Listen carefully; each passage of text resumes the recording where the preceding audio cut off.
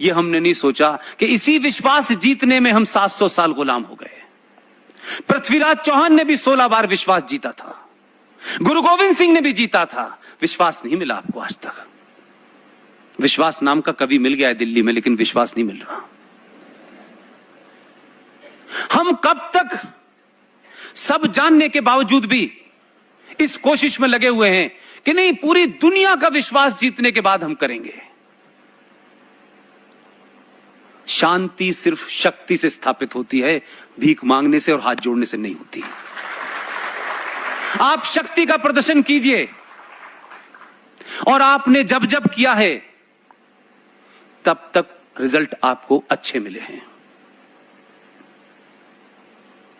लिहाजा हम ये कहें कि हम शक्ति प्रदर्शन तो करेंगे, हम बम धमाका तो करेंगे, लेकिन हमारी राष्ट्रीय पॉलिसी अजीबोगरीब किस्म की है। हमारा राष्ट्रीय खेल है हॉकी। आपके राज्य ने बड़े सारे खिलाड़ी दिए हैं, लाकड़ा से लेके डुंग डुंग तम तमाम बड़े खिलाड़ी थे। हॉकी खेलने का जो राष्ट्रीय खेल है उसका एक ही नियम है, वो बदला नहीं पिछले कई सौ सालों से, attack is the best defence. लेकिन राष्ट्रीय पॉलिसी हमने क्या बनाई कि पहले हमला नहीं करेंगे, पहले हमारे ऊपर करो,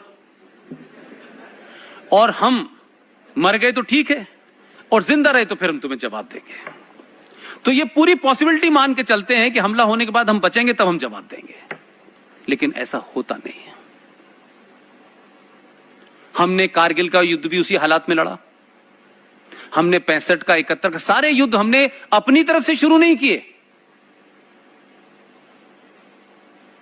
अभी हम जिस विजय दिवस की बात कर रहे थे, सन 65 के युद्ध में तो आप हाजीपीर लाहौर में चले गए थे, हाथ जोड़ के खाली करवाया, वापस कर दिया समझौते के बाद।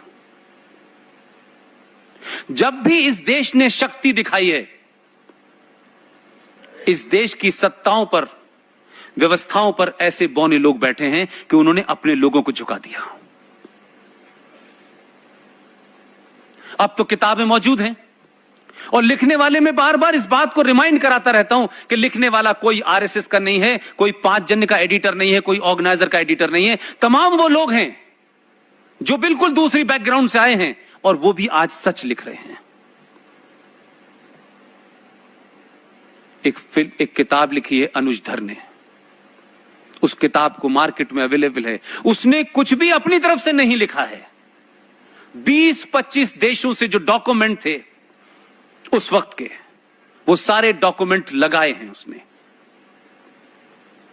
उस किताब का नाम है your prime minister is dead, जिसके ऊपर विवेक अग्निहोत्री नाम के एक नेशनलिस्ट फिल्म डायरेक्टर ने फिल्म बनाई है ताशकंद फाइल। यह कैसे होता है कि यही लोग, यही समाज ताशकंद फाइल देख के निकलता है, और यहां से निकलते से बाहर तक जितनी उसे गालियां आती हैं वो पुराने लोगों को देने लगता है। एक खास किस्म की पार्टी को देता है, उसके लीडर्स को देता है। वो यहां फिल्म देखने आता है तो उसको पता नहीं होता कि मुझे क्या देखना है, लेकिन देखने के बाद वो कन्विंस हो जाता है फैक्ट के साथ में कि इस देश के साथ किन लोगों ने गद्दारी की है। तो हम अगर आज भी इस बात को नहीं समझ रहे कि इस राष्ट्र को बचाना है, यह राष्ट्र खतरे में है। हो सकता है कि आपके यहां चंद साल पहले 12 अगस्त को किसी एक विचारधारा के लोगों ने कहा कि हम अपनी मौजूदगी कैसे दर्ज कराएं, क्योंकि वहां मौजूदगी दर्ज कराने का जो तरीका है वो 1400 साल पहले उस दिन शुरू हुआ था, जब मक्का में मोहम्मद साहब के दामाद अली का फजर की नमाज जो सुबह 4:30 बजे होती है, जब वो नमाज पढ़ने गए तो उनके बराबर में एक आदमी लेटा हुआ था। तो अली ने उनसे पूछा, क्या आपकी तबीयत खराब है? क्योंकि वो बिल्कुल दंडवत लेता हुआ था, जो नमाज पढ़ने का तरीका नहीं है। तो उसने कहा कि मैं आज एक बहुत बड़ा गुनाह करने जा रहा हूं, इसलिए मुझे गुनाह करने का अफसोस भी है, लेकिन वो करना है मुझे। उनका नमाज का वक्त हो रहा था, उन्होंने नियत बांधी, नमाज पढ़ने लगे। और जब सजदे में झुके, वो शख्स खड़ा हुआ और उसके सीने के पास में तलवार छुपा रखी थी, उसने अली की गर्दन काट दी।